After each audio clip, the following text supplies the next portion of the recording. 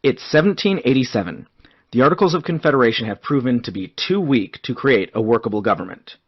At the Philadelphia State House, now called Independence Hall, the same place where the Declaration of Independence had been signed 11 years before, for 4 months, 55 delegates from 12 of the 13 states met to frame a constitution for a federal republic that would last to today and beyond.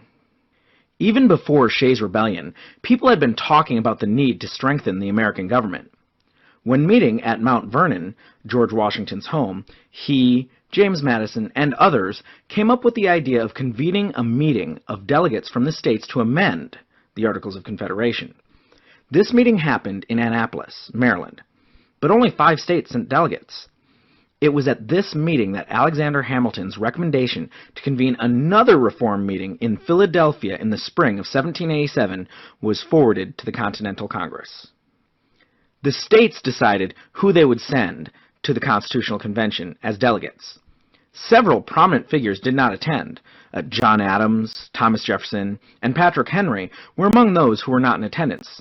Henry, who once said, "Give me liberty or give me death," now said, "I smell a rat." Of those who did attend, George Washington, who was noted for his patience and fairness, was selected as the presiding officer. 55 delegates attended. Today, they are usually regarded as great sages, but the delegates were mostly lawyers, merchants, and planters who were there to represent their personal and/or regional interests. It is amazing how the group on several occasions was able to look past those personal interests and make amazing compromises. The original purpose of the meeting to amend the Articles of Confederation was almost instantly scrapped, and the decision to start from scratch on a new document was made. This decision proved to Patrick Henry all of his fears, and he fought tooth and nail against the ratification of the Constitution because the delegates had overstepped their purpose. The big question: how should the new government be formed? Well, there were 2 main plans. The New Jersey plan, this is the plan for the little guys. New Jersey isn't the smallest state, but it certainly isn't big. They came up with a plan that the little guys thought was fair. All states get an equal number of representatives in the new government, regardless of state size.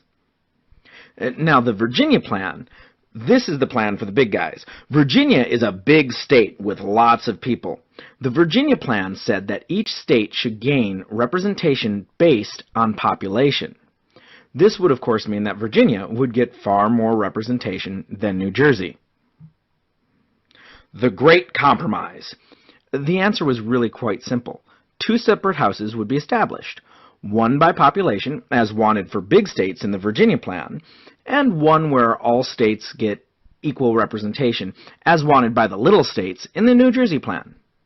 This compromise is why today we have the Senate, with 2 senators for each state. We could call it the New Jersey plan Senate or House. And the House of Representatives, which has each state's representatives decided by population, we could call the Virginia Plan House. Of course, today Virginia has 11 representatives.